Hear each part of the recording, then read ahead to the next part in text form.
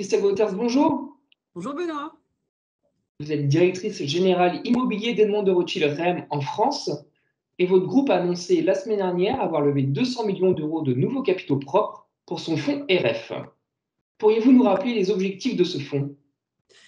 Bien écoutez, à l'origine, lorsque nos équipes, fin 2018, investissaient encore dans la grande logistique, elles ont déjà commencé à sentir un petit peu l'évolution des modes de consommation et elles imaginaient déjà à cette époque que, les méthodes, comment dirais-je? Les, les axes de communication sur la logistique allaient changer. Et donc, fin 2018, ils ont lancé RF avec une thématique un petit peu différenciante, puisqu'ils n'avaient pas anticipé la pandémie, qui était vraiment la micro-logistique, l'industrie légère et la logistique du dernier kilomètre, le tout autour des grandes agglomérations. Et donc, l'objectif du fonds, c'est vraiment d'investir au Benelux, en Allemagne et maintenant en France sur cette thématique et sur cette typologie d'actifs. Avez-vous déjà identifié des opportunités en France ou vous dites vouloir accélérer le mouvement? Alors la France, c'est en effet le troisième pays sur lequel RF souhaite être vraiment présent, puisque aujourd'hui nous avons 220 millions d'euros d'actifs sous gestion, principalement au Benelux et en Allemagne.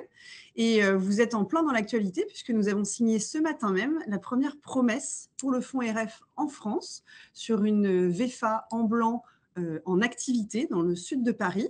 Et on a actuellement deux autres opportunités en cours d'études et on espère bien évidemment en trouver beaucoup d'autres. À l'échelle européenne, bon nombre d'investisseurs privilégient désormais la logistique, les chiffres en attestent. Ne craignez-vous pas la concurrence ou encore une perte de rendement à terme?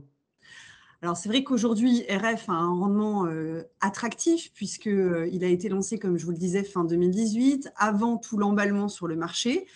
En effet, je ne vous dirai pas que nous n'avons pas de concurrence. Je ne vous dirai pas que les taux depuis 2018 n'ont pas baissé. Ce serait mentir. Mais on est quand même sur un secteur peut-être un petit peu plus pointu. On évite la logistique XXL. On est aussi sur de la régénération urbaine. Donc, on accepte d'acheter des plateformes un peu plus petites qui sont peut-être vieillissantes, qui sont vraiment en l'état. Et donc, on a peut-être un petit peu moins peur de la grande concurrence des grands fonds du fait de cette spécificité.